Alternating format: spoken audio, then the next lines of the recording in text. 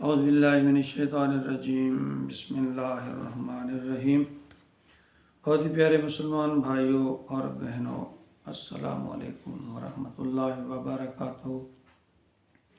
میں غلام مصطفیٰ اپنے YouTube face بک channel پیام اسلام سے آپ سے مخاطب ہوں۔ آج میں آپ کے لیے قرآن مجید میں سے دو ایسے اہم مسئلے جو ہمیں درپیش ہیں، ان کا ایک اللہ تعالیٰ کے فرمان کے مطابق حل ڈھونڈ کے لایا ہوں۔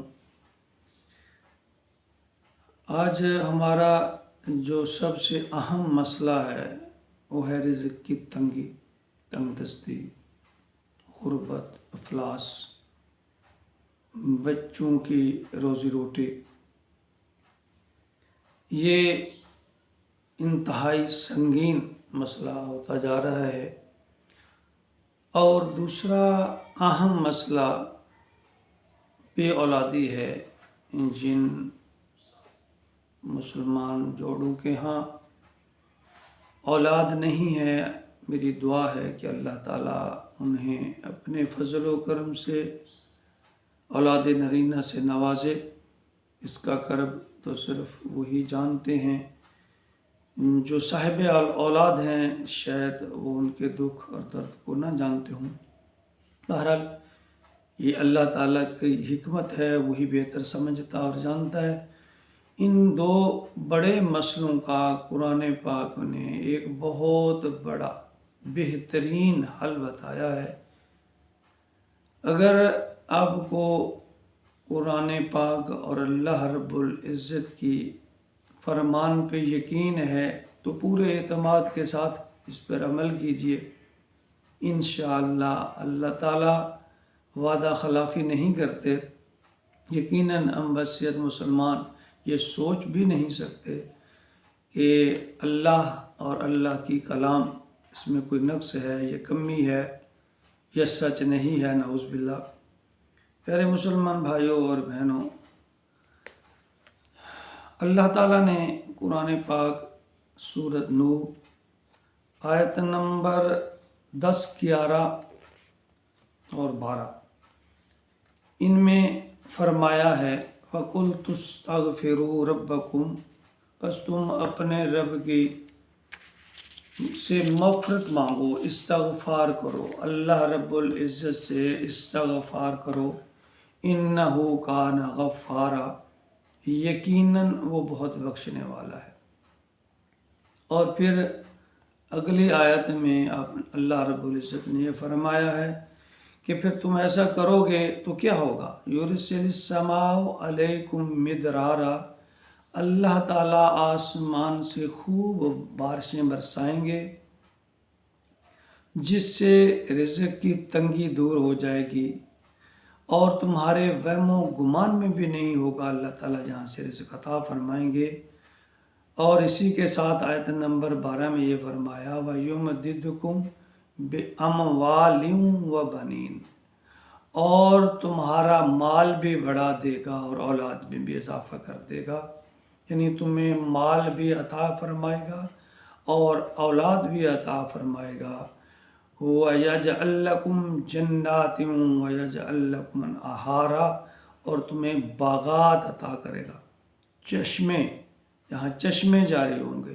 یعنی اللہ تعالیٰ اپنے فضل و کرم سے اس انسان پر اپنی رحمت فرمائیں گے، رزق کی فراوانی اور اولاد کی فراوانی، جو کثرت سے استغفار کرے گا۔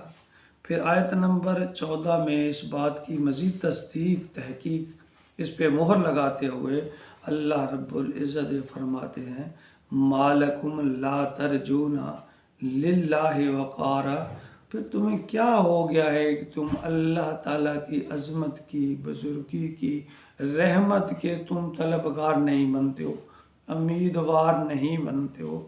یعنی تمہیں کیا ہو گیا ہے کہ تم اللہ تعالیٰ تمہیں طریقہ بتا رہے ہیں، پھر تم اس پہ عمل نہیں کرتے ہو؟ میرے مسلمان بھائیوں، خلاصہ یہ ہے کہ جن لوگوں کو رزق کی تنگی ہے، تنگ دستی ہے یا جن جوڑوں کے ہاں اولاد نہیں ہے، اللہ تعالیٰ کی اس پاک کلام پر یقین رکھتے ہوئے اٹھتے بیٹھتے چلتے پھرتے استغفار کریں۔ استغفار کے جو بھی کلمات آپ یاد کر سکتے ہیں آسان، ان کو یاد کر لیجئے، اور یہ بات بھی ذہن نشین کر لیجئے کہ زبانی استغفار کرنے کے لیے وضو کی ضرورت نہیں ہوتی، انسان کا جسم پاک ہونا چاہیے۔ تو آپ چلتے پھرتے اٹھتے بیٹھتے دن کو رات کو استغفار کی کثرت کیجئے۔